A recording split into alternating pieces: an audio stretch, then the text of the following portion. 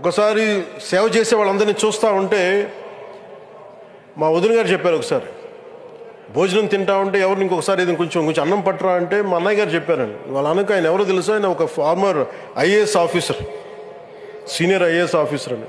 ఆయనకి సెలవులో ఉన్న సమయంలో వచ్చి ఇక్కడ సేవ చేస్తారని.